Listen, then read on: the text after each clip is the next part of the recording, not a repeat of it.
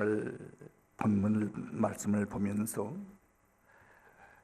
우리는 나만 장군처럼 자신의 고집을 꺾고 말씀을 순종하면 문둥병이 치유되듯 우리 인생에 찾아오는 모든 문제들이 치유받을 수 있다, 이렇게들 생각합니다. 그러나 이 사건은요, 그렇게 단순하게 주신 말씀이 아닙니다. 우리에게 아주 깊은 귀한 교훈을 주시는 말씀이죠. 여러분, 구약에 나오는 여러 가지 사건은요, 신약 시대, 특히 마지막 시대를 살아가는 우리에게 영적인 교훈을 깊이 주시는 그런 말씀들입니다. 제가 미국에 처음 왔을 때 벌써 한 50년이 가까이 되네요. 처음 왔을 때 그래도 한국에서는 중고등학교, 대학교에서 영어를 꽤나 잘한다고 시험을 보면 항상 90점 이상 100점 가까이 맞았거든요. 근데 미국에 와서 텔레비를 틀어서 영화를 볼라 치면은 이게 알아들어 먹어야 볼 것 아닙니까? 무슨 소리를 하는지 들리지가 않는 거예요. 그래서 영화를 봐도 본 듯 만 듯 별로 재미가 없더라고요. 그러다가 어쩌다가 이제 그 밑에 자막이 나오는 때가 있어요. 그러면 얼마나 반가운지.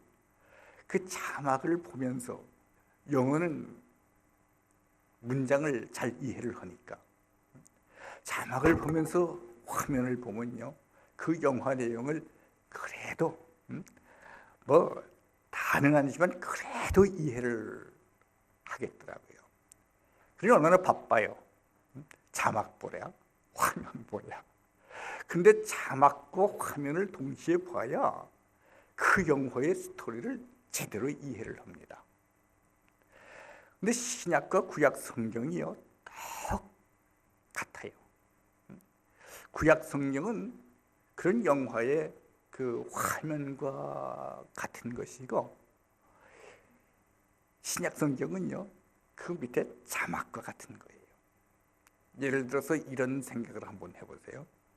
옛날 시대입니다. 청춘 남녀가 데이트를 하고 있어요. 근데 남자가 앞서서 걸으면 여자는 어떻게 뒤에서 몇 발자국 떨어져서 다소곳하게 따라오죠. 그러다가 갑자기 남자가 싹 돌아서면서 여자를 향해서 저와 결혼해 주실래요? 뒤에서 따라오던 아가씨가 깜짝 놀라는 표정을 지면서, 그러나 싫지 않잖아요. 눈을 살짝 흘리면서 싫어요, 이렇게 대답을 했네요. 자, 그러면 이런 장면을 이제 영화로 한번 보시자는 거예요. 자, 화면을 봅니다. 남자가 앞장서 가다가 갑자기 여자를 향해서 탁 돌았을 때만 뭐라고 하는데 여자는 깜짝 놀라는 표정을 짓더니만 눈을 살짝 흘리고 뭐라고 또 얘기를 한단 말이에요. 이해가 됩니까, 안 됩니까? 이게 뭐 걷긴 한데 제대로 이해를 할 수가 없잖아요. 자, 그럼 이번엔 자막만 한번 보십시다. 저와 결혼해 주실래요? 싫어요. 이게 뭐라는 소리예요? 결혼을 한다는 말이에요, 못 한다는 말이에요? 이게 이런 겁니다. 그래서 화면만 봐서도 이해를 못하고 자막만 봐서도 이해를 못해요. 성경은 구약과 신약을 겸해서 봐야, 그래야 제대로 이해를 할 수 있는 겁니다. 그럼 구약은 뭐냐? 세상 역사를 쫙 화면처럼 펼쳐주시는 거예요. 그럼 신약은 뭐냐? 그 구약에 나오는 세상 역사, 이 하나님께서 섭리하신 역사에 대해서 설명하는 내용이 쭉 기록이 되어 있는 겁니다. 오늘 나만 장군에 대한 구약의 역사도 마찬가지예요.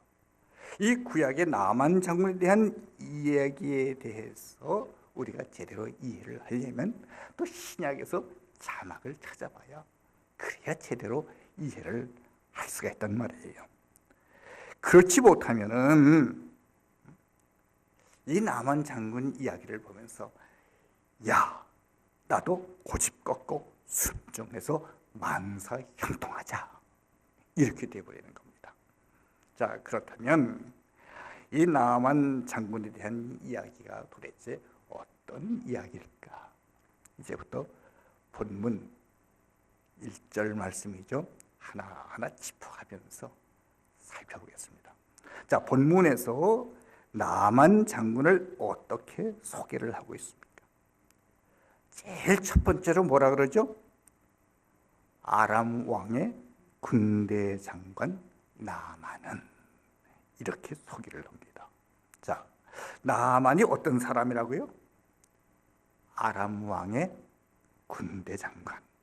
오늘날로 말하면요, 초강대국의 3군 총사령관과 국방부 장관을 겸하고 있는 사람입니다.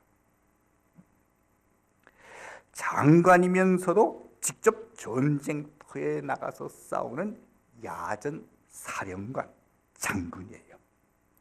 이 나만이 어떤 과정을 통해서 이 자리까지 올라왔는지는 성경이 말씀을 해주시지 않지만 본문 후반절에서 그가 큰 용사라, 이렇게 소개를 하고 있는 말씀에 비추어 볼 때 이 나만은 쫄병에서부터 전쟁이 일어날 때마다 참여하여 혁혁한 전공을 세움으로 말미암아 승진의 승진을 거듭하여 그 자리까지 올라간 사람이라, 이렇게 추측할 수가 있습니다. 어쨌든 나만은요, 높은 지위에 있는 사람이고 자신의 영역에서 정상의 자리를 차지한 그런 사람이다, 이렇게 본문은 나만을 첫 번째로 소개하고 있습니다. 그러면 두 번째, 또 나만을 어떻게 소개합니까?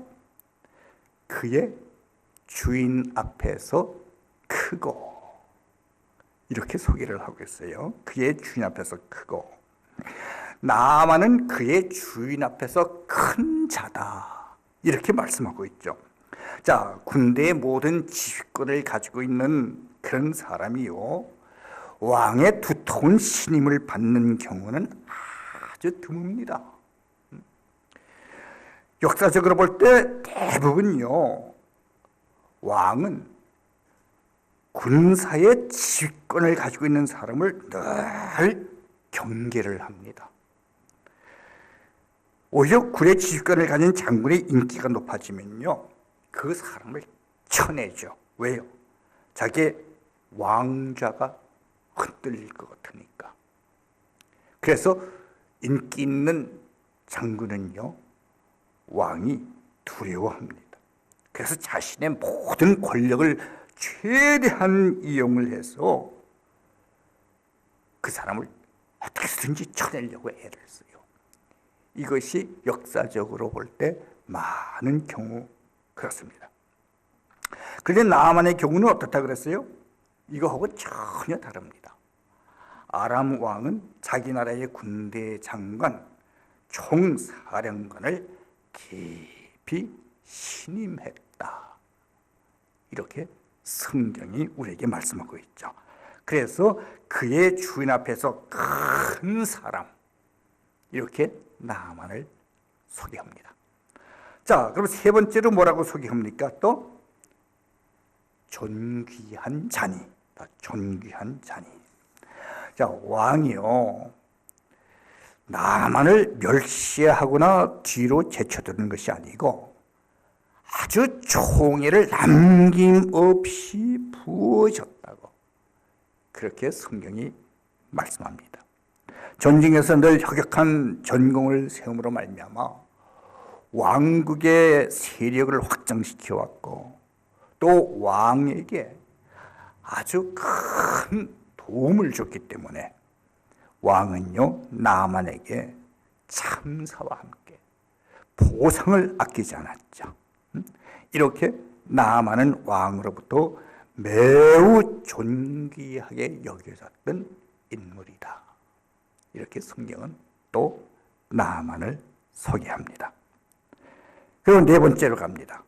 나아만이 어떤 사람이라고요? 성경이 뭐라고 말씀합니까? 이는 여호와께서 전에 그에게 아람을 구원하게 하셨음이라. 이는 누가? 여호와께서 전에 그에게 아람을 구원하게 하셨습니다. 여호와께서 하셨습니다. 이렇게 말씀합니다. 이 말씀으로 볼 때 나아만에게는요, 하나님의 축복이 뒤따랐고, 그래서 나아만은 하는 일마다 결실을 맺었다고 볼 수가 있습니다. 한마디로 나아만은 하나님께로부터 은혜를 입은 사람이죠. 그렇다고 해서 나아만이요, 무슨 개인적으로 하나님의 인정을 받았다는 말씀이 아닙니다. 또 나아만 자신에게 어떤 의로운 점이 있어서도 아닙니다. 오히려 성경을 보면요, 나아만은 림몬이라고 하는 우상을 숭배하는 우상 숭배자입니다. 그리고 영적으로는 어때요? 이방인이에요. 더 나아가서 나병 환자, 곧 문둥병자죠. 문둥병자란 말이에요. 자, 문둥병자는 어떤 사람들입니까? 모세 율법에 의하면은 부정한 사람이죠. 다른 사람들만 자기를 보고 부정하다고 여기는 게 아니고, 자신도 다른 사람을 보면은 부정하다 하고 크게 외쳐대야만 했습니다. 그런데 이런 나아만을 하나님께서는 하나님의 뜻을 이루시기 위해서 은혜를 베푸셨고, 또 하나님의 섭리 아래서 사용을 하셨다. 이렇게 성경이 암시해 주시고 있죠. 자, 이렇게 볼 때요, 하나님께서는 꼭 의로운 사람만 사용하는 것이 아니고, 때로는 악한 사람, 불의한 사람도 사용하신다는 사실을 우리가 알 수가 있습니다. 그러니까 우리가요, 형통하다 해서 그것이 하나님의 축복이라고 단정할 수가 없는 거죠. 또 우리가 고통 속에 있다고 해서 그것이 하나님의 저주다, 이렇게 단정할 수도 없는 것 아닙니까? 모든 인류는요, 하나님의 장중에 있는 거죠. 하나님께서는 기뻐하시는 대로 때로 우리를 축복 속에 쓰시기도 하고, 때로 고통 속에 두시면서 쓰시기도 하신다는 사실을 우리가 알 수 있는 겁니다. 자, 이렇게 나아만은 하나님의 은혜에 붙잡혀서 하나님께서 원하신 대로 쓰임받은 존재다. 여호와께서 하셨느니라. 이렇게 나아만을 소개합니다. 그 다음 다섯 번째 본문이 또 뭐라 그래요? 그는 큰 용사라 그랬습니다. 큰 용사이나, 그죠? 나아만은 사람들에게 높은 평가를 받을 만한 천부적인 재능을 타고난 사람이라 볼 수가 있죠. 불구의 투지와 용기를 소유했고, 담대하고 두려움이 없는 그런 큰 용사라고 성경은 나아만을 소개하고 있습니다. 자, 이렇게 다섯 가지를 여러분 앞에 펼쳐 보여드렸어요. 지금까지 소개된 나아만을 볼 때, 나아만은 사람들의 시선으로 볼 때는 어떻습니까? 더 이상 바랄 것이 없는 사람이죠. 이 세상 사람들이 가장 원하는 것들을 모두 소유한 인생의 성공한 사람이다. 이렇게 볼 수가 있습니다. 나아만은 이렇게 가장 사람들이 부러워하는 그런 위치를 차지한 사람이고요. 그를 추종하는 사람들에게서부터 칭송이 끊이지 않았던 그런 사람입니다.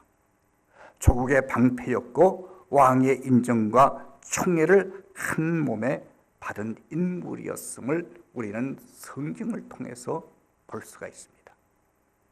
자, 그럼 한 가지 더 남았어요. 그렇죠? 성경이 하나를 더 소개합니다. 뭐라고 소개합니까?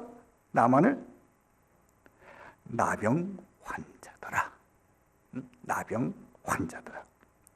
자, 지금까지 살펴본 5가지의 그 크고 아름다운 인생의 소유자였던 나만에게 이 6번째로 소개하고 있는 한 말씀은요, 그 모든 5가지를 다 잡아삼키는 어두운 운명을 예고하는 그런 말씀이죠.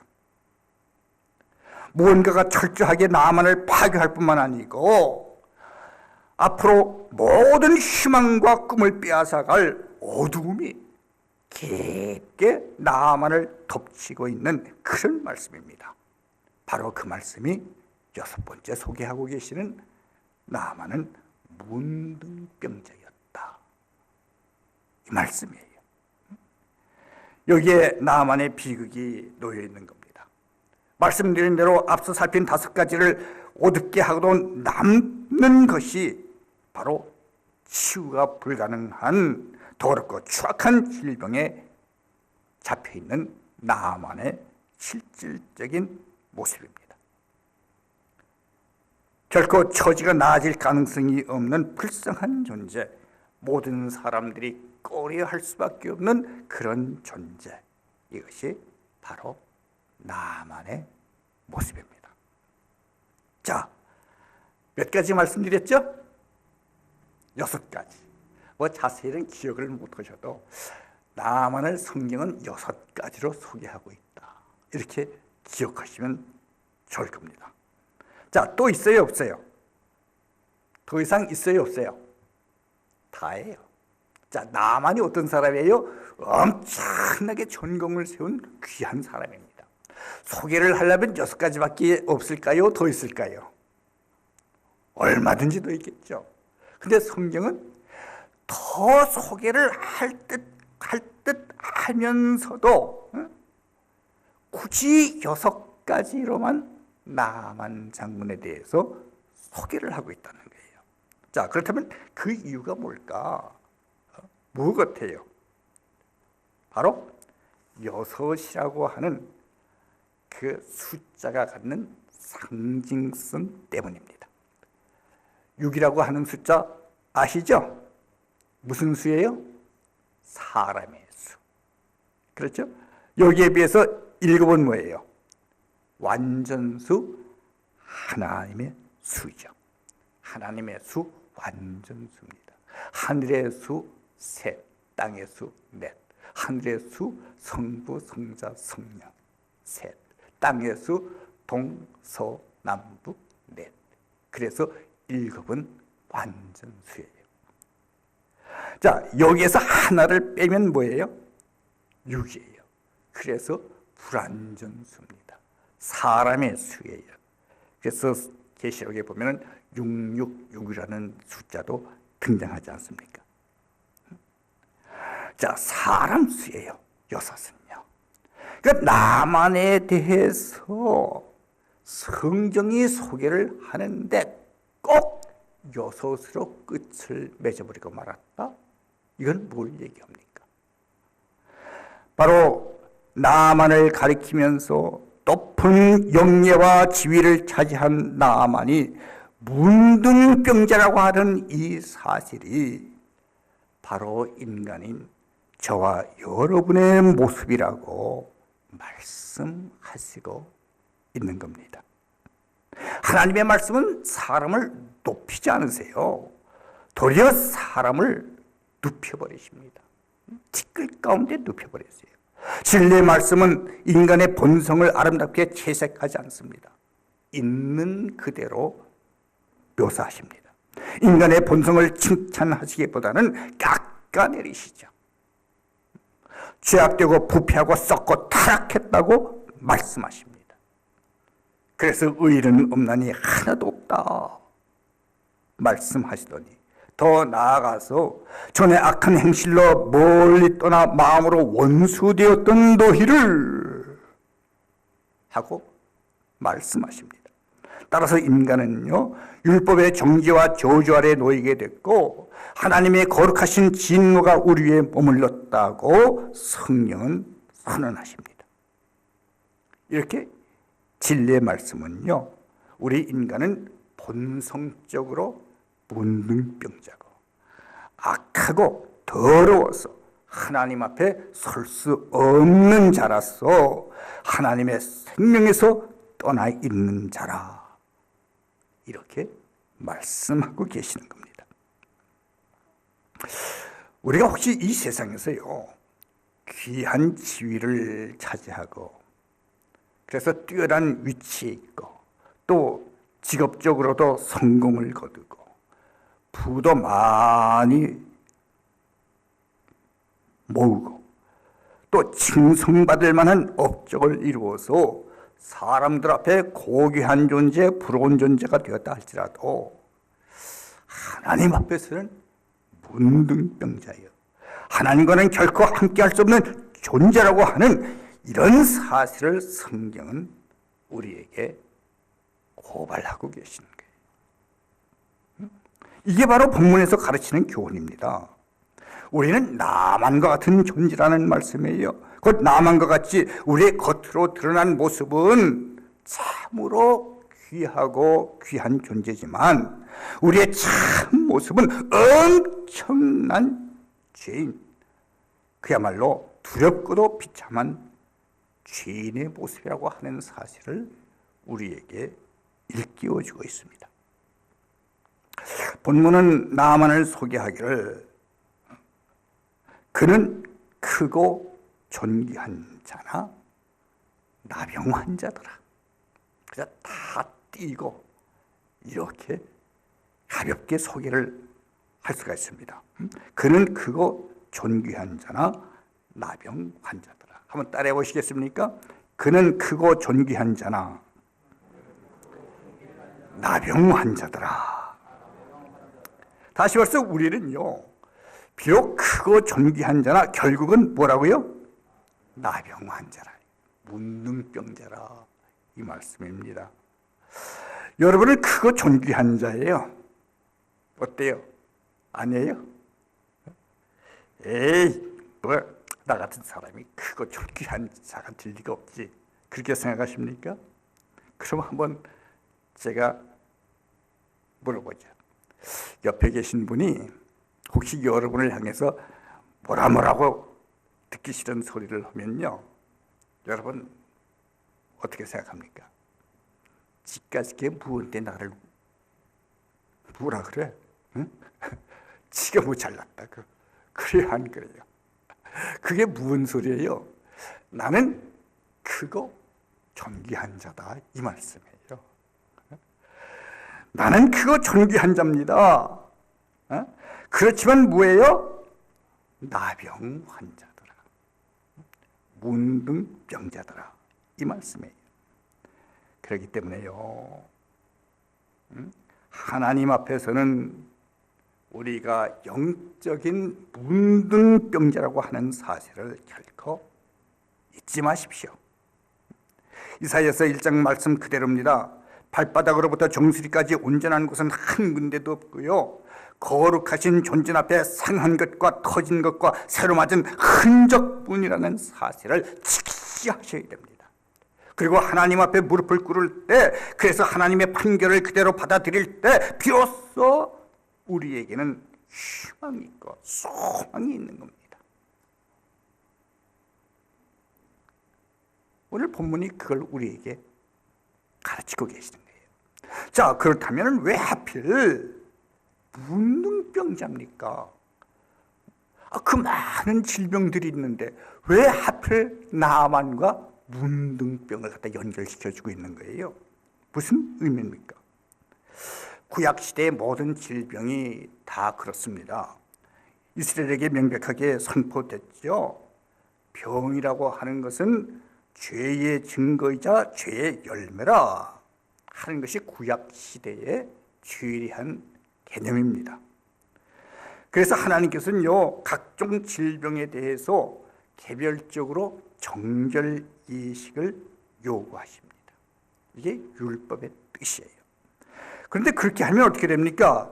우리 인간은요, 수없이 정결의식하다가 세월 다 버립니다.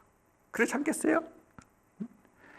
자, 이런 무거운 짐을 지고 살아야 하기 때문에 이 무거운 짐을 우리 하나님께서는 은혜와 사랑과 자비와 온유하심으로 벗겨주시는 대신에 이 모든 죄를 상징하는 단 하나 대표적인 질병으로 바로 문둥병을 지적하시는 거예요.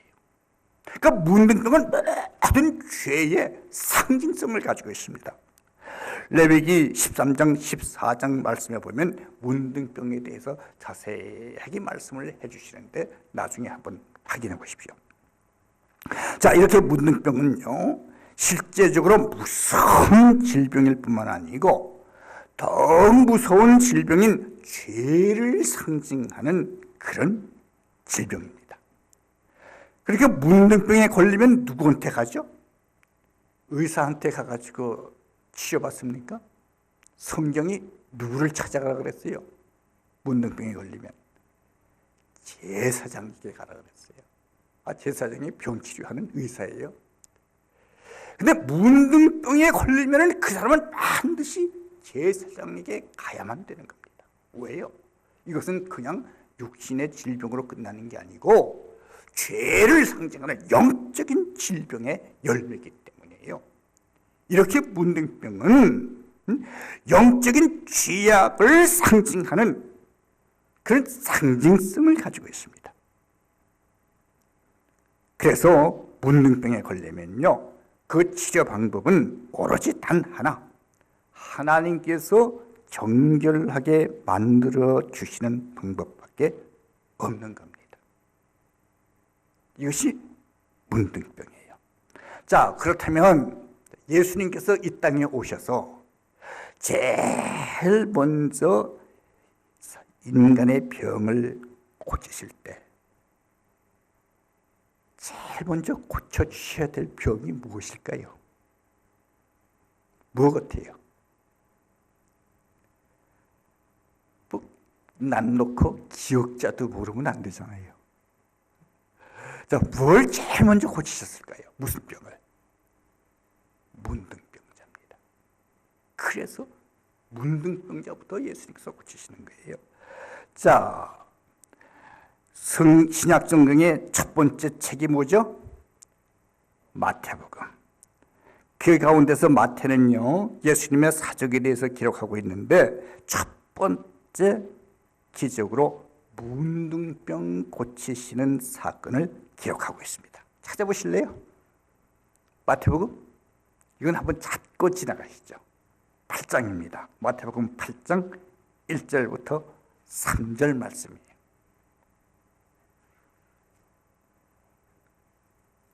마태복음 8장의 1절로부터 3절 말씀.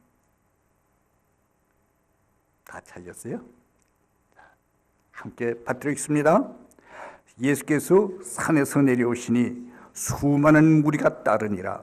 한 나병 환자가 나와 절하며 이르되 주여 원하시면 저를 깨끗하게 하실 수 있나이다 하거늘 예수께서 손을 내밀어 그에게 대시며 이르시되 내가 원하노니 깨끗함을 받으라 하시니 즉시 그의 나병이 깨끗하여 진지라. 그러니까 구약에 나와 있는 나만에 대한 그 스토리는요 오늘 본문의 스토리는 영화 화면 같은 겁니다. 그럼 자막은 뭐예요? 바로 이 말씀이에요.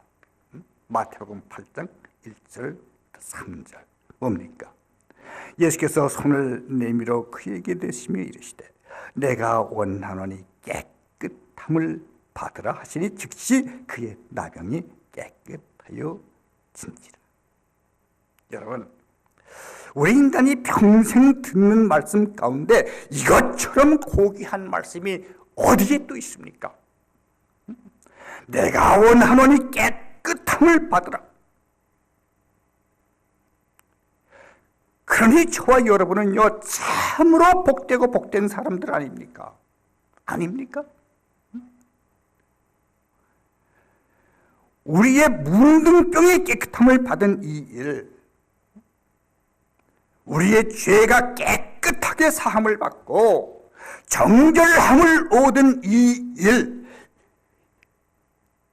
이것이야말로 우리의 가슴 깊은 곳에서 터져나오는 감격 속에서 감사를 드리지 않을 수가 없는 그런 말씀 아닙니까?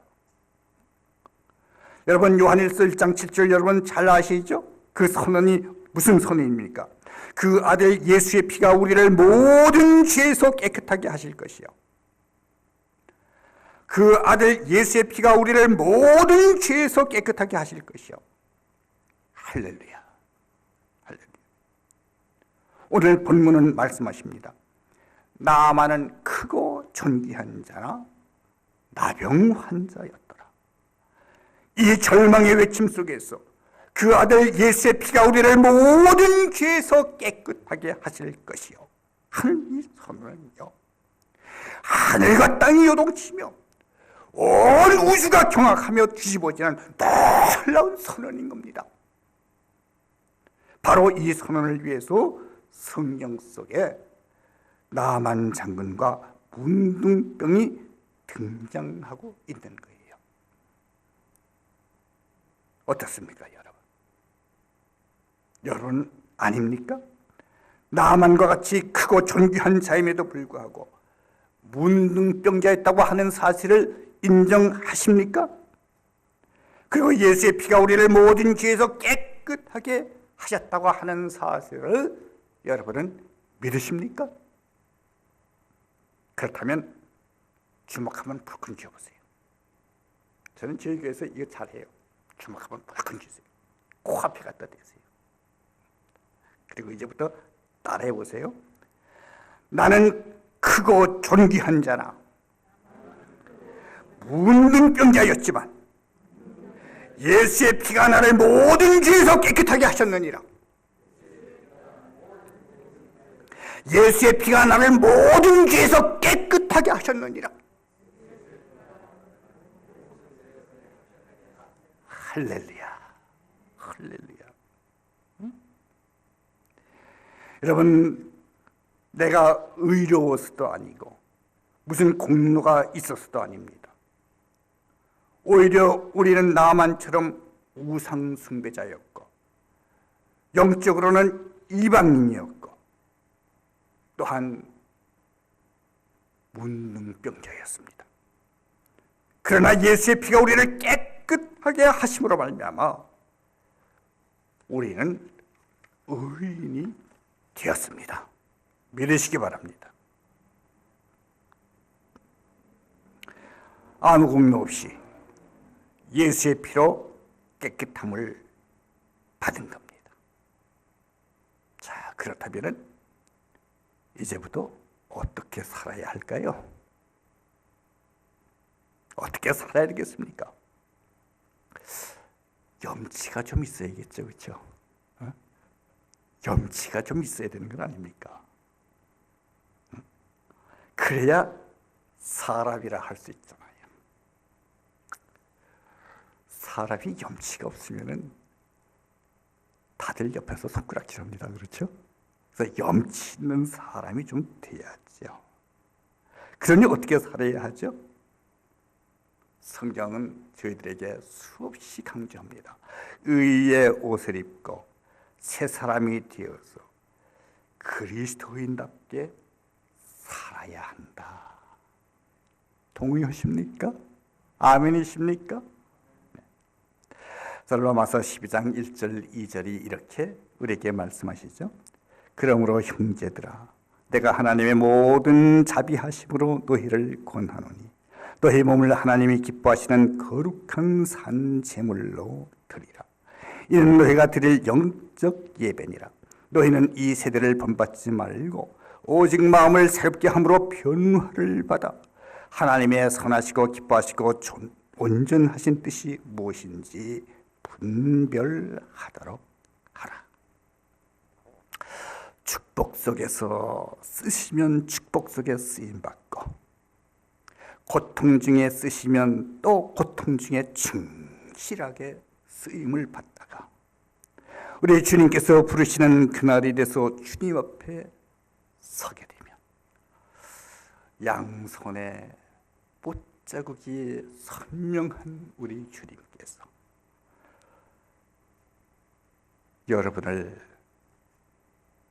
반갑게 맞이하시기가 뛰어나시면서 여러분 등을 토닥토닥 두들기시며 수고했다 내 아들아, 수고했다 내 딸아, 얼마나 그동안 애를 썼니, 이제야 오는구나.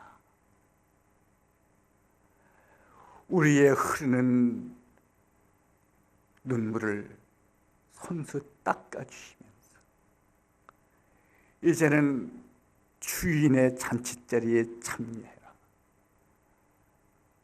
우리 같이 한 상에서 먹고 마시자 하시면서 우리를 반겨주지 않겠습니까? 그때를 생각해 보세요. 어떻게 살아야 됩니까? 그렇다고 우리가 애를 쓴다고 해서 무슨 주님 앞에 제대로 드리는 게 있겠습니까? 비록 공로는 없다고 할지라도 염치를 차려가면서 우리 주님 앞에서 살아간다면 주께서 기쁘게 받아주실 것 아닙니까? 그렇죠? 그렇죠? 나는